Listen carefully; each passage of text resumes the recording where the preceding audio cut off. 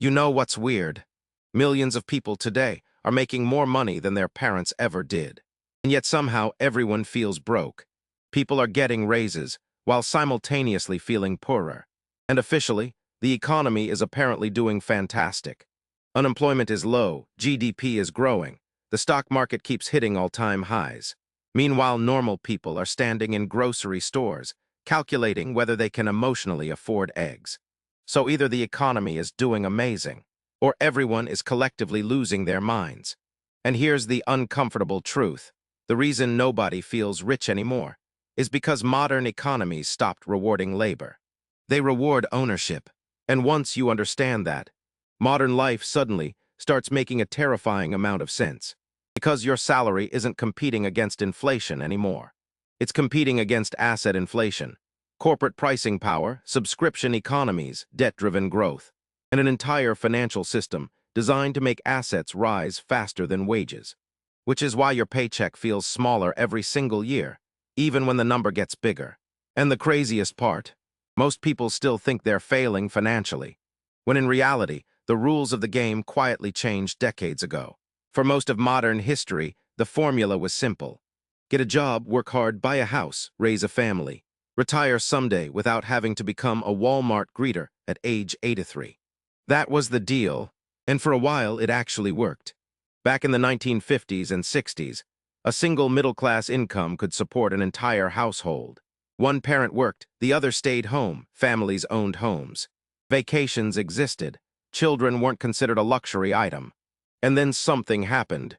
The economy slowly transformed from a labor economy into an asset economy. And almost nobody noticed while it was happening, because on the surface, wages still went up. But underneath, assets started going vertical. Homes exploded in price, stocks exploded in price, healthcare exploded, education exploded, insurance exploded.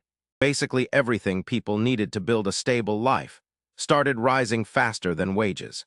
And this changed everything, because once assets rise faster than income, people who own assets get richer. And people who rely on paychecks slowly fall behind, quietly, gradually, painfully. And this is the part politicians never explain properly. Modern economies don't really reward work anymore. They reward ownership. If you own stocks, you benefited. If you owned real estate, you benefited. If your parents owned property, congratulations, you accidentally won the economic lottery. But if all you had was labor income, then inflation didn't just make life expensive. It turned life into survival mode. And nowhere is this more obvious than housing. Housing used to be shelter. Now it's basically a financial weapon. Your grandparents bought homes to live in. Today investors buy homes like Pokemon cards. Private equity firms buy neighborhoods. Corporations buy starter homes. Airbnb turned apartments into mini hotels. And young adults are now competing against hedge funds for places to sleep. Which sounds like satire, except it's real. And the numbers are absurd. Over the last few decades, home prices massively outpaced wage growth across most developed countries. Meaning people aren't just imagining things. Life literally became mathematically harder. And here's the truly insane part. Most people still think this is just inflation. It isn't. Inflation is groceries getting more expensive. This is asset inflation, and asset inflation is far more dangerous. Because groceries getting expensive hurts your monthly budget, but homes becoming unaffordable, that destroys entire generations' ability to build wealth. And once housing becomes permanently disconnected from wages, everything else starts collapsing too. People delay marriage, delay children, delay retirement, delay life itself. And eventually you create a society where people technically survive, but never actually feel secure, which is exactly where many people are right now. But the financial side is only half the story, because psychologically, modern life completely shattered people's perception of wealth. 20 years ago, rich people were mostly invisible.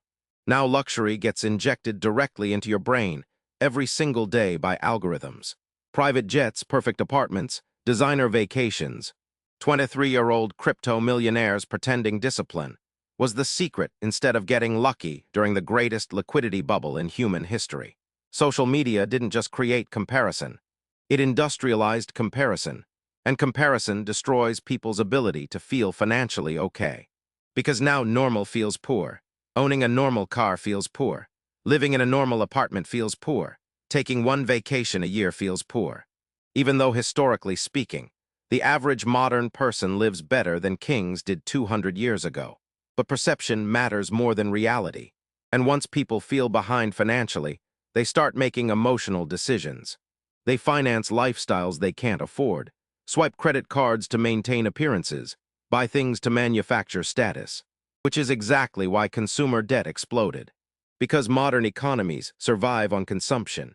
And when consumption slows down, everything starts breaking. So the system quietly encourages people to spend money they don't have, to buy things they don't need, to impress people they don't even like, which might genuinely be the most efficient business model ever created. And here's where things get darker, because people assume feeling poorer means society is failing. But what if this system is functioning exactly as intended? Think about it. A financially secure population is actually terrible for a debt-driven economy. People who feel secure spend less emotionally, borrow less, work less desperately, take more risks, question authority more often. But financially anxious people, they keep consuming, keep borrowing, keep grinding, keep staying trapped. And modern economies became incredibly dependent on this cycle. Because once growth depends on debt, people can never really become financially free. They just need to remain functional enough to keep participating, functional enough to keep paying rent, functional enough to keep servicing debt, functional enough to keep consuming, but never secure enough to escape the machine entirely. And this is why so many people today feel exhausted all the time. Because modern life increasingly feels like running on a treadmill that's slowly speeding up. You run faster every year just to stay in the same place. So no, you're not crazy, and you're probably not failing financially either. The game genuinely changed. The economy people grew up believing in doesn't really exist anymore. This is no longer an economy primarily built around helping workers accumulate wealth. It's an economy designed around keeping assets expensive, keeping consumption alive, and keeping growth moving at all costs. And once you see this, a lot of modern life suddenly starts making sense.